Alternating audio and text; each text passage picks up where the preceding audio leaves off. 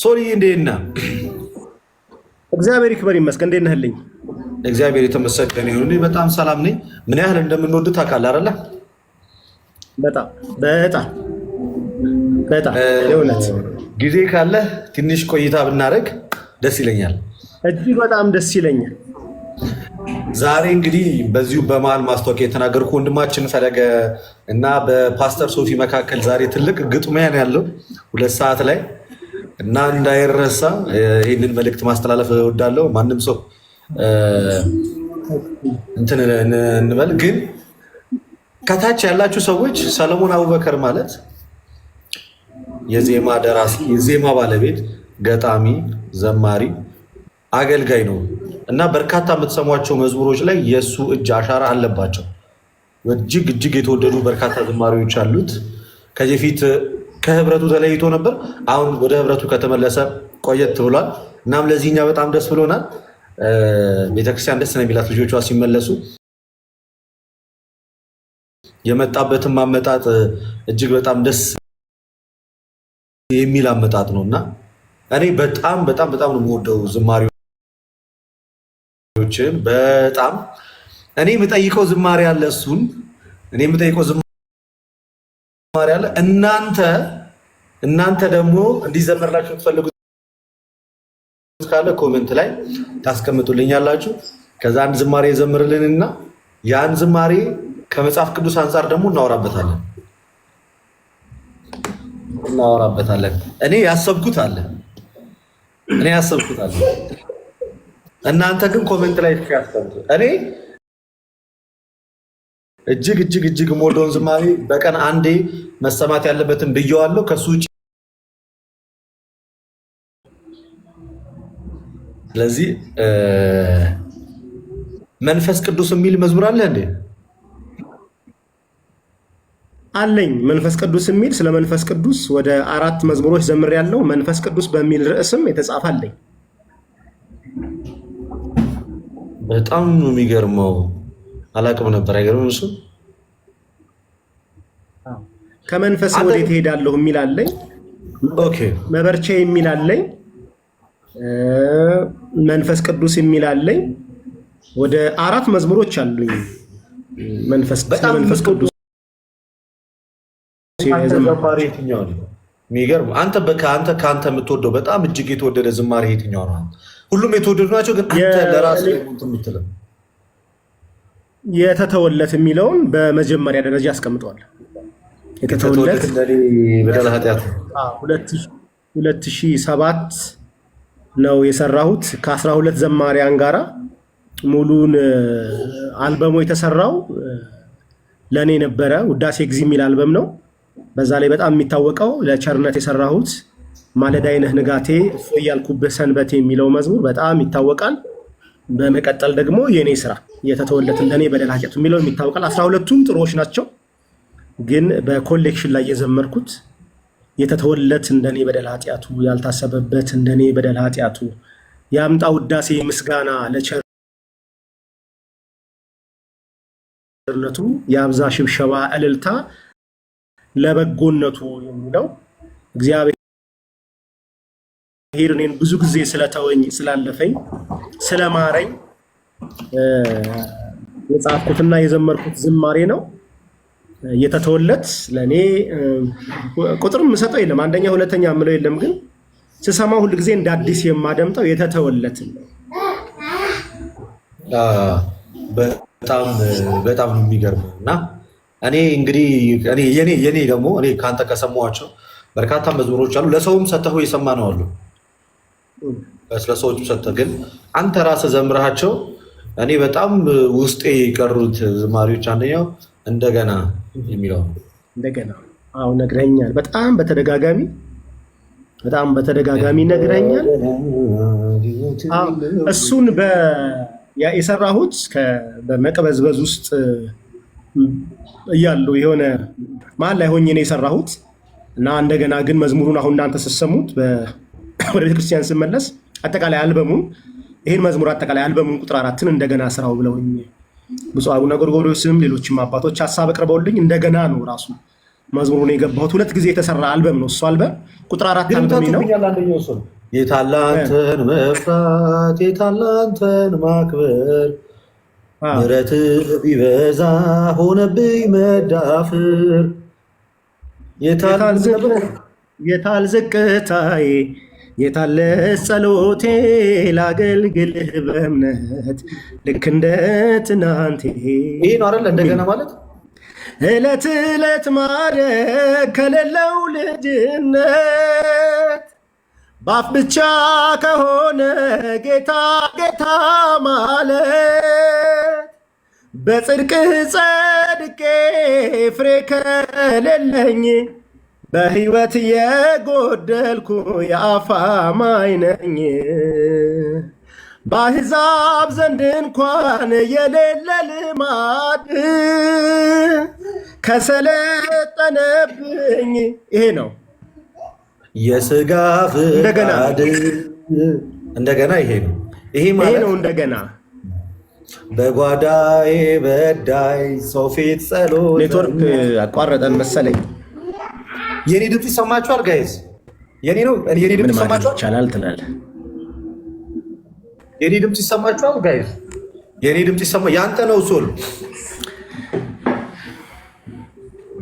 ጋይዝ። በጓዳዬ በዳይ ሰው ፊት ጸሎተኛ የምትለው አፓርት ይሄ መዝሙር የእያንዳንዳችንን ክርስቶስ ምስክሬ ነው፣ የእያንዳንዳችንን የህይወት ታሪክ የሚመስል ነው።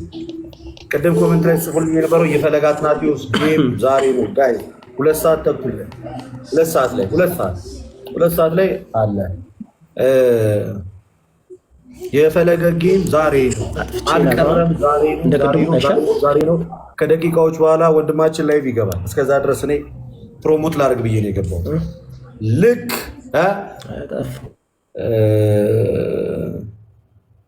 የኔ አይሰማም እንዴ?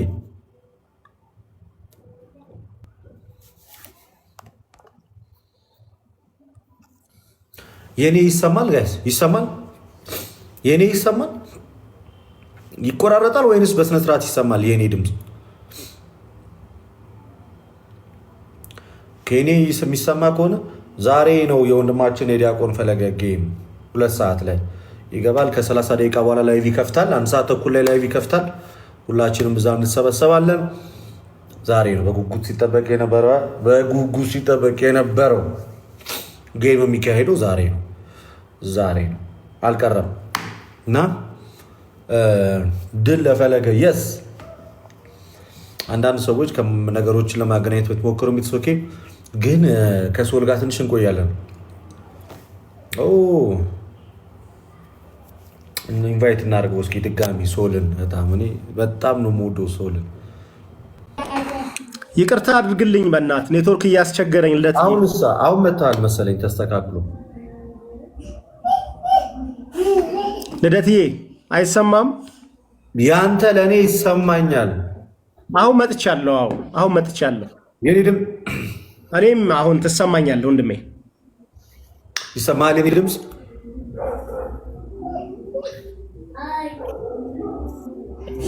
ትሰማኛለህ ልደትዬ?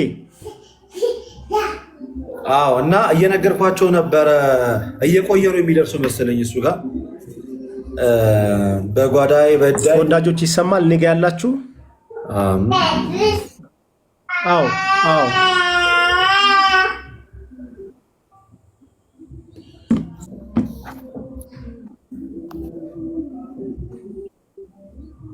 አይ ቲንክ እሱ ጋር እየቆየ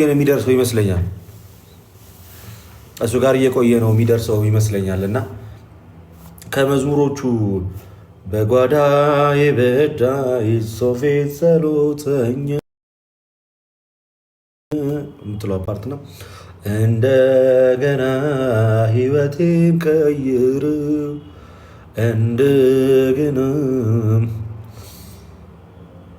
ዳግም ጠበኝ፣ እንደገና ልጄ ሆይ በለኝ። እቺ በጣም ከሱ መዝሙሮች በጣም የተወደደች መዝሙር። ሌላኛው ደግሞ ኢየሱስ ጌታ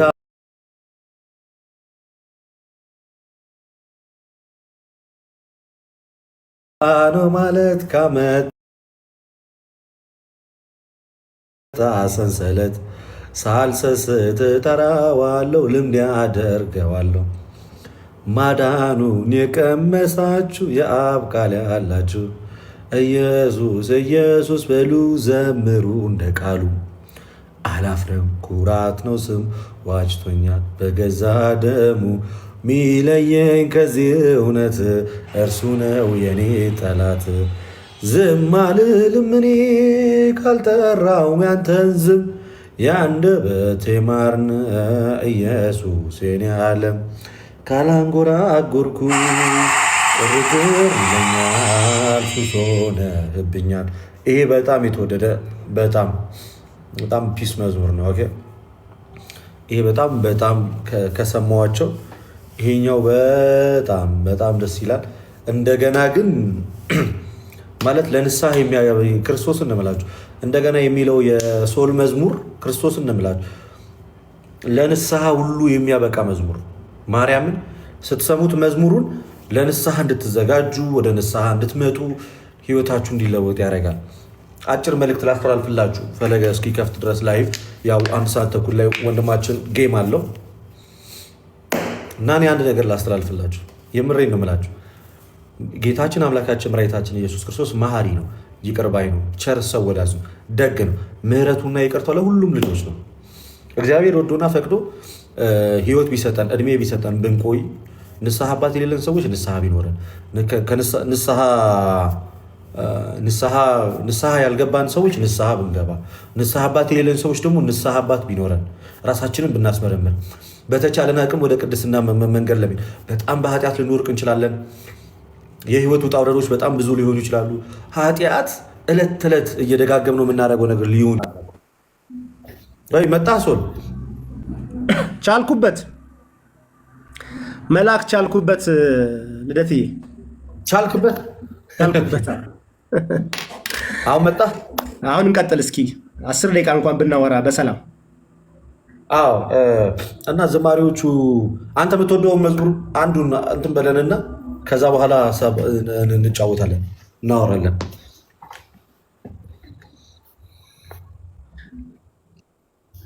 ከዛ በኋላ ደግሞ እኔ ደግሞ አንተ የምትወደውን ደግሞ ቀጥሎ ዘምራለሁ ማለት ነው። ያው ካቋረጠም ከኔ ችግር አይደለም ልደትዬ፣ ያንተ ችግር እንደሆነ አምነህ ተቀብለህ እንዘምራለን ማለት ነው። ደስ ይለኛል። ከኔ ችግር አለ ከኔ የተተወለትን ነው በጣም የምወደው። የተተወለት እንደኔ በደል ኃጢአቱ ያልታሰበበት እንደኔ በደል ኃጢአቱ ያምጣ ውዳሴ ምስጋና ለቸርነቱ ያብዛ ጭብጨባን እልልታ ለበጎነቱ የተተወለት እንደኔ በደል ኃጢአቱ ያልታሰበበት እንደኔ በደል ኃጢአቱ ያምጣ ውዳሴ ምስጋና ለቸርነቱ ያብዛ ሽብሸባን እልልታ ለበጎነቱ መተላለፌን ተላልፎ በጽኑ መውደድ በሮኖልኛል ወደ አብ መፍለሻ መንገድ የእርሷ አደረገኝ ኢየሱስ ዕዳዬን ከፍሎ ሰራኝ ዳግመኛ በመስቀል ገዳይ ገድሎ ክርስቶስ ባንተ በመሆኔ ከቅጥሬ ሸሽቷል ሞትኩ ለኔ ስለታደሰ መሃል ላይ እሽታ አግኝቷል አምልኮዬ የተተወለት እንደኔ በደል ኃጢአቱ ያልታሰበበት እንደኔ በደል ኃጢአቱ ያምጣ ውዳሴ ምስጋና ለቸርነቱ ያብዛ ሽብሸባን እልልታ ለበጎነቱ ማነው እያልኩ የሚቤዠኝ የሚያስመልጠኝ ከሞት አረንቋ ፈልቅቆ ሕይወት ሚሰጠን የአብ አንድያ ተወዳጅ የስሙር መዓዛ በነፍሱ ምሎ ሆኖኛል ለነፍሴ ቤዛ ባትሸፍንልኝ በደሌን ባትወስድልኝ መስቀሌን ጣልቃ ባትገባ በመንገዴ ከሚጠፉት ጋር ነበር ፍርዴ የተተወለት እንደኔ በደል ኃጢአቱ እኔ ውዳሴ ምስጋና ለቸርነቱ ያብዛ ሽብሸባን እልልታ ለበጎነቱ ይሰማል ወንድማችን ባትሸፍንልኝ በደሌን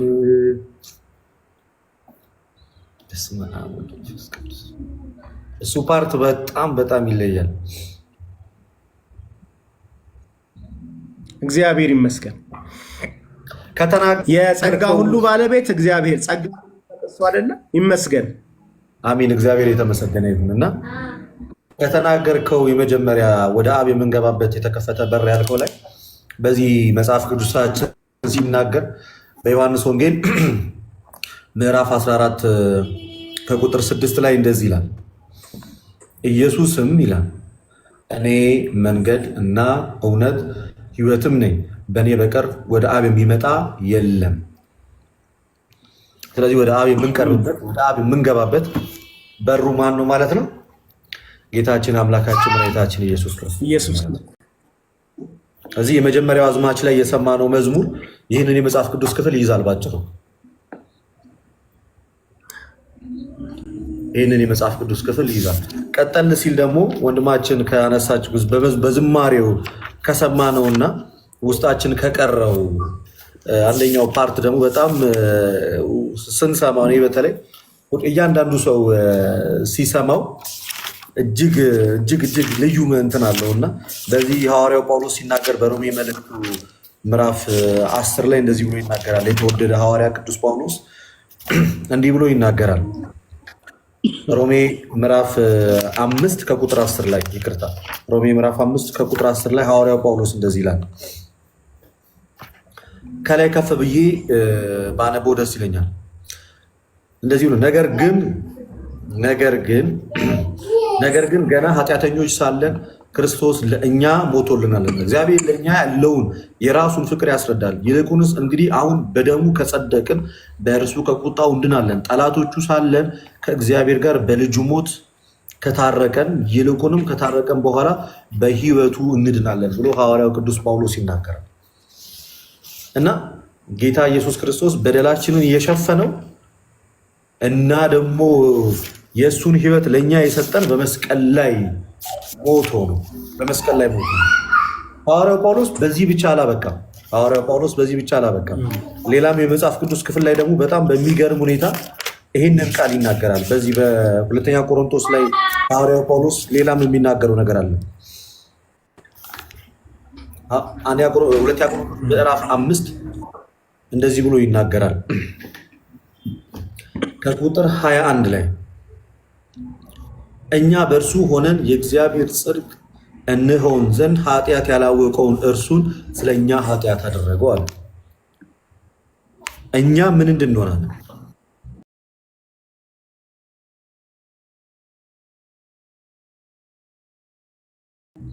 በእርሱ ሆነን የእግዚአብሔር ጽድቅ እንድንሆን ጽድቅ የሆነው እኛ የእግዚአብሔር ጽድቅ የሆነው እኛ በክርስቶስ ሁለተኛ ቆሮንቶስ 5:19 መሰለኝ። በክርስቶስ ኢየሱስ የመስቀል ስራ ነው። በክርስቶስ ኢየሱስ የማዳን ስራ ነው። የሰው ልጆች የእግዚአብሔር ጽድቅ ልንሆን የቻለው ወይንም ደግሞ ጽድቅን ያገኘ ነው ጌታ ኢየሱስ ክርስቶስ በከፈለው መስዋዕትነት እሱ በሰራው የመስቀሉ ስራ እሱ ህይወቱን ከፍሎ ሞት ተከፍሎበት ማለት ነው እና ይሄ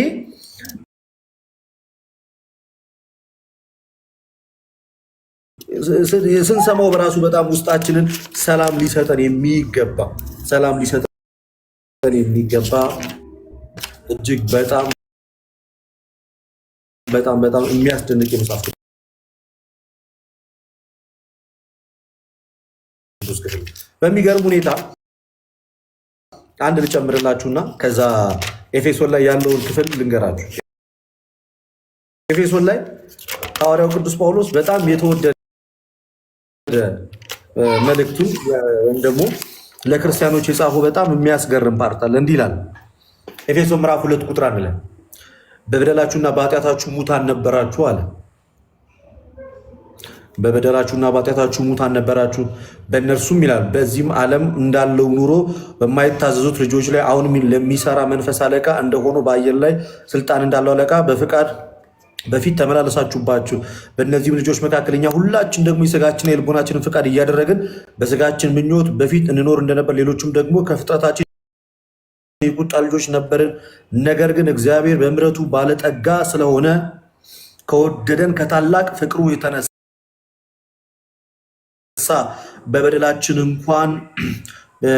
በበደላችን ሙታን እንኳን በሆነን ጊዜ ከክርስቶስ ጋር ሕይወትን ሰጠን።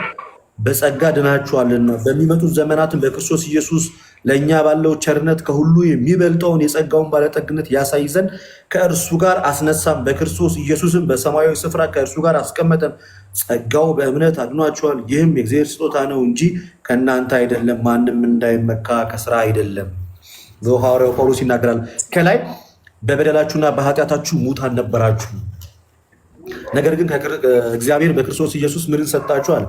ሕይወትን ሰጣችሁ ብሎ ሐዋርያው ጳውሎስ እና የተተወለት እንደ እኔ በደል ኃጢአቱ ተብሎ የተነገረለት በክርስቶስ ኢየሱስ በተሰራው የመስቀል ስራ ነው በደላችን የተተወው። በነገራችን ላይ ኃጢአት ያላወቀውን እርሱ ስለኛ ኃጢአት ሲያደርገው እኛ ደግሞ ምን ሆንን? የእግዚአብሔር ጽድቆች ሆንን። ኃጢአት ያላወቀው የተባለው ክርስቶስ ነው። ከወደደን ከታላቅ ፍቅሩ የተነሳ በበደላችን እንኳን ሙታን ብንሆን ከወደደን ከምኑ? ከወደደን ከታላቅ ፍቅሩ የተነሳ እግዚአብሔር ይላል በምሕረቱ ባለጠጋ ስለሆነ ከወደደን ከታላቅ ፍቅሩ የተነሳ በበደላችን ሙታን እንኳን በሆንን ጊዜ ከክርስቶስ ጋር ሕይወትን ሰጠን። በጸጋ ድናችኋል። ከምኑ? ከወደደን ከታላቅ ፍቅሩ የተነሳ። ስለዚህ ባትሸፍንልኝ በደሌን ጣልቃ ባትገባ በምን የሚለው ጣልቃ ባትገባ በመንገዴ ከሚጠፉት ጋር ነበር ፍርዴ። አየህ፣ ባትሸፍንልኝ በደሌን ጣልቃ ባትገባ በመንገዴ ከሚጠፉት ጋር ነበረ ፍርዴ። ይሄ ምን ያህል አስባችሁታል? እግዚአብሔር ባያገኘን ኖሮ፣ እግዚአብሔር አንድያ ልጁን ባይሰጠን ኖሮ፣ እናም እኛም ደግሞ በኢየሱስ ክርስቶስ አምነን ተጠምቀን የእግዚአብሔር ልጅነት ባናገኝ ኖሮ ተስፋችን ዛሬ ምናልባት ከሚጠፉት ጋር ሊሆን ይችላል። በጸጋ ድናችኋልም ተብለን አይነገርልንም ነበር።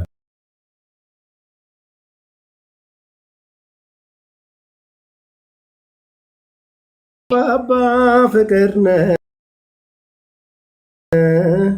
ስትወድ ምክንያት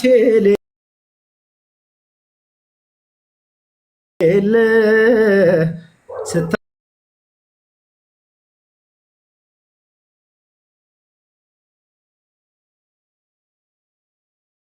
ፍቅር ምክንያት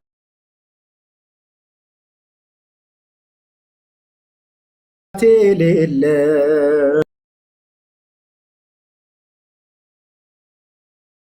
የሚል መዝሙር አለኝና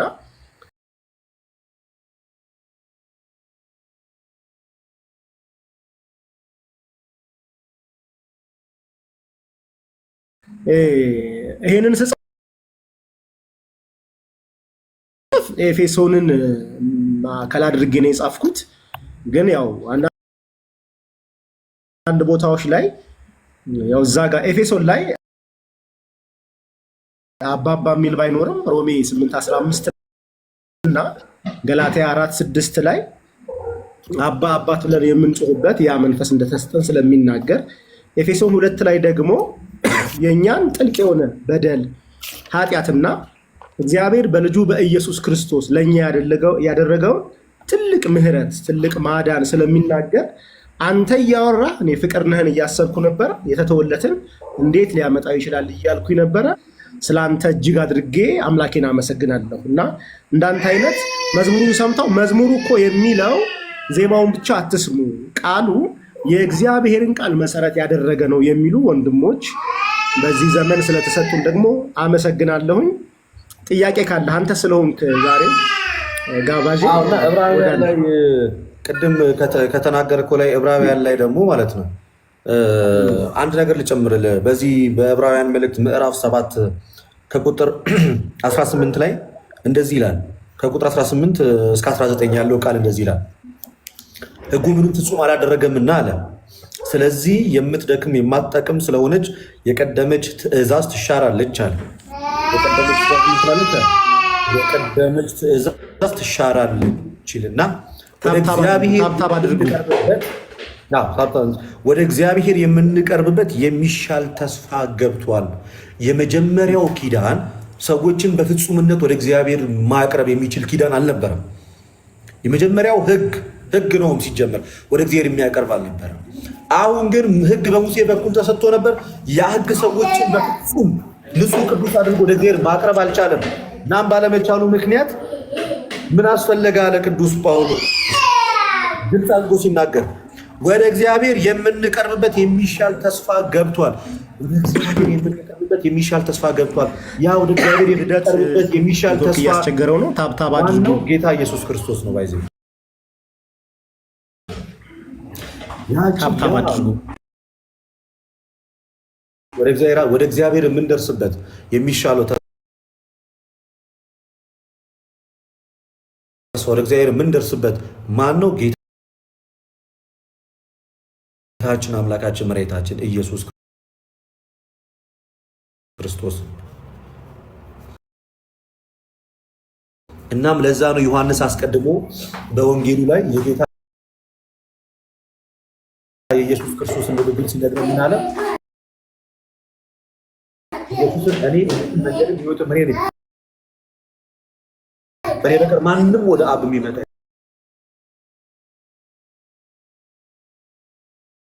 የለም ማለት ባይዜ ከኢየሱስ ክርስቶስ ውጪ ወደ አብ የምትቀርብበት ወደ አብ የምትጠጋበት ወደ እግዚአብሔር አብ ከኢየሱስ ክርስቶስ ውጪ ወደ አብ የምትቀርብበት ወደ እግዚአብሔር አብ የምትገባበት ወደ ድንኳኑ የምትጨመርበት ወደ ክርስቶስ አካላት የምትመጣበት ሌላ ምንም ነገር የለም። በቃ ወደ አብ መድረሻ ሁለት መንገድ የለም፣ ሶስት መንገድ የለም፣ አራት መንገድ የለም፣ አምስት መንገድ የለም። አንድ ክርስቶስ ኢየሱስ የአዲስ ኪዳን መካከለኛ የሆኑ ጌታ ኢየሱስ ክርስቶስ እሱ በጀመረው እሱ በአዲስ መንገድን መርቆ ከፍቶልናል አይደል? በዛ ነው የምትመላለሰው። የራስን መንገድ የምትከፍት ከሆነ ከሃዲ ነህ። ወይም ደግሞ 9 ላይ ከቁጥር 15 ላይ እንደዚህ ይላል። ስለዚህም የፊተኛው ኪዳን ሲጸና ሕግን የተላለፉት የሚቤዥ ሞት ስለሆነ አለ የተጠሩት የዘላለም ርስት ተስፋ ቃል እንዲቀበሉ እርሱ የአዲስ ኪዳን መካከለኛ ነው።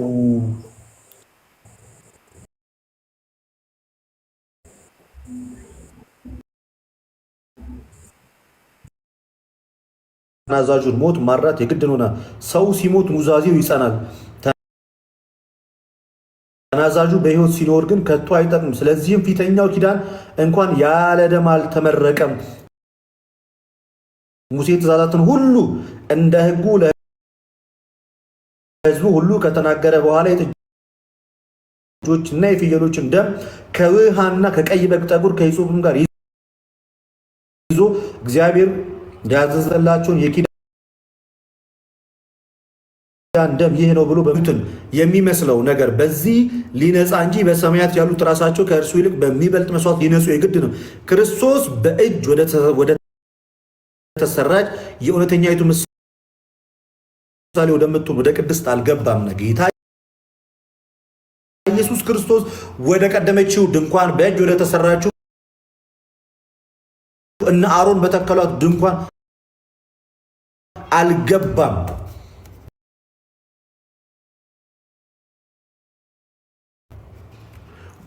የላም መስዋዕት፣ የጊደር መስዋዕት፣ የፍየሎች የበጎች መስዋዕት ወደሚሰዋበት ወደዛኛው ድንኳን በፊት ይገለጥ ዘንድ ስለኛ በእግዚአብሔር ፊት በአስታራቂነት ይገለጥ ዘንድ ስለኛ በእግዚአብሔር ፊት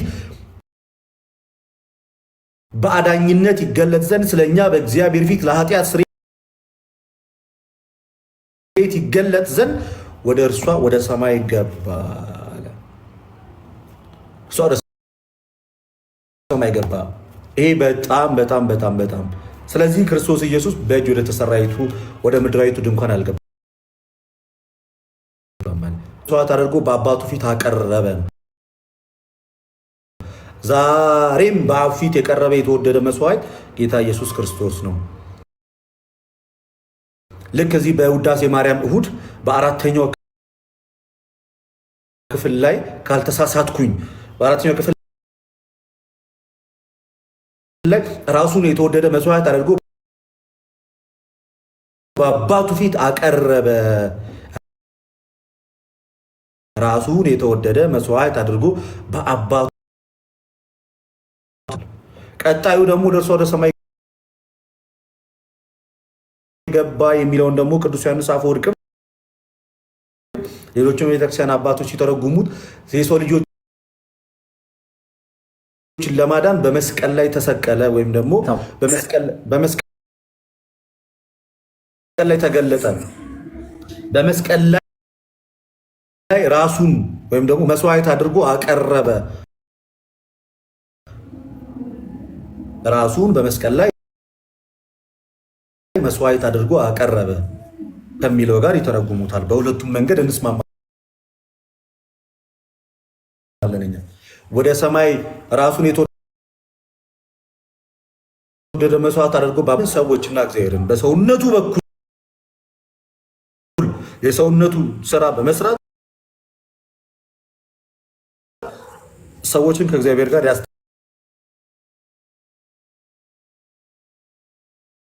ታረቀ።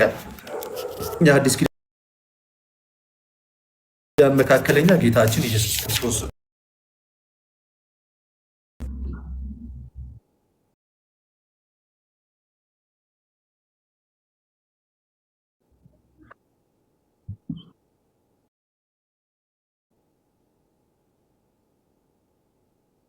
በዚህ በዕብራውያን መልእክት ምዕራፍ 12 ስለዚህ አሁን ጨርሰሃል። አንተ ከጨርስክ ነው ተቋርጦብኝ ነውና ኮፒ ሊንክ አድርጉ። ያው እኔ ወደ ቤተክርስቲያን ስመለስ መመለስ የፈለኩት ዝም ብዬ ብቻ በመነዳት አይደለም። ታውቃለህ፣ ማንበብ እፈልጋለሁ። መጀመሪያ ቤተክርስቲያን ጥሩ ትምህርትም አግኝቻለሁ። እግዚአብሔር በሚያውቀው በተለይ ሚስጥራት ላይ ጥምቀት ላይ ያለ ነገር ቅዱስ ቁርባን ላይ ያለ ነገር የፈውስ እስኪሆነኝ ድረስ ነው። እስክፈወስበት ድረስ ተመልሶልኛል። የራሴን የግሌን ነገር ነው የማወራው። የተዘጋጃችሁ ሁኑ ነው የሚለው። እኔ በራሴ ክርስቲያን ነኝ፣ ሙሉ ሰው ነኝ። ሰዎች ሲጠይቁኝ መመለስ ስላለብኝ ደግሞ ስለሚገባኝ ነው እና ከዚህ በፊት የምልጃ ጉዳይም ስታስረዱ በጣም ገባኝ። ምልጃና አስታራቂነትን ይማልዳልና ያስታርቃል የሚለውን ነገር ተመልሳችሁ የአዲስ ኪዳን እናት ቋንቋ የሚባለው ግሪኩ ነው። ግሪኩ ላይ ደግሞ የሚለውን ብላችሁ አንተ ለደተ ቃል ይመስል እንትና አኬ ይመስለኛል ለነፍሴ ረፍት ሰጣችሁ ማለት ነው። አሁን በጠቀስከው በዕብራውያን መልእክት ምዕራፍ 9 ላይ የዕብራውያን ጸሐፊ ሲጽፍ ቁጥር 24 እና 28 ላይ ሁለት ጊዜ ስለኛ ይታይ ዘንድ የሚል አንብበሃልና ይታይ ዘንድ የሚለውን ስታወራ ኔትወርክ አስቸግሮኝ ነበርና ይሄ ይታይ ዘንድ የሚለው ከምን አንጻር ነው? ይሄ መታየቱ የሚለው ሁለት ጊዜ ነው። እሱ ከገባ በኋላ ስለኛ ይታይ ዘንድ ስለኛ ይታይ ዘንድ የሚለው እና ስለኛ ይታይ ዘንድ የሚለውን የቤተ ክርስቲያን አባቶች መጽሐፍ ቅዱስ ይታይ ዘንድ የሚለውን ይታይ ዘንድ ብሎ ነው ያስቀመጠው። መዳንና ካለመዳን ጋር ብዙ እንትን አለው። ዋና አይደለም። ዋናው እኔ የምለው ዋና አምድ የምላቸው ትምህርቶች አሉ። ለምሳሌ ጥምቀት አምድ ነበር ለካ ሳላውቀው። እኔ ግን ተጠምቄያለሁ። ከዛ በኋላ ካመንኩ በኋላ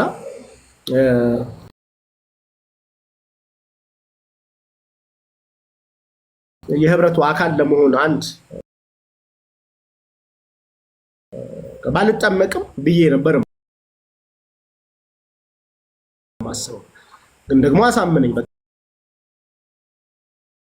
ማርቆስ ወንጌል 16 ላይ ያመነ የተጀ ነበር። እኔ ይሰማል ወይስ አይሰማም? ያ ልደት ላይ ያላችሁ ታብታብ አድርጉ እንዲመጣ። አግኝተኛል፣ ሰምተኛል። በነገራችን ላይ ከደቂቃዎች በኋላ ወንድማችን ዲያቆን ፈለገ ላይቭ ይገባል። ከደቂቃዎች በኋላ ከ2 ከ3 ደቂቃ በኋላ ዲያቆን ፈለገ ይገባል። ብሔር ፊት ስለኛ ይታይ ዘንድ ወደ ሰማይ ገባ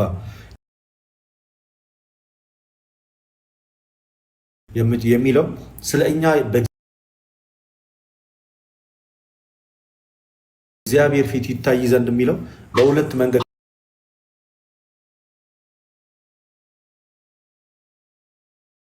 ይተረጎማል። በቤተክርስቲያናችን በሁለት መንገድ የመጀመሪያው ትርጉሙ ስለኛ ይታይ ዘንድ ማለት ራሱን የተወደደም አሳርጎታል። ያም በአፊት ምን ብሎታል ማለት ነው?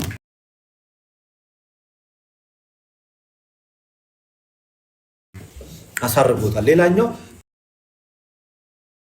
ከአስታራቂነቱ ጋር የሚተረጎም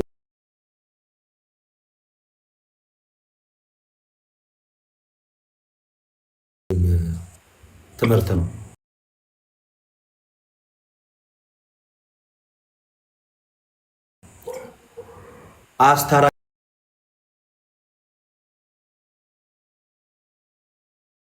አስታራቂነቱን የሚያሳይ ነው።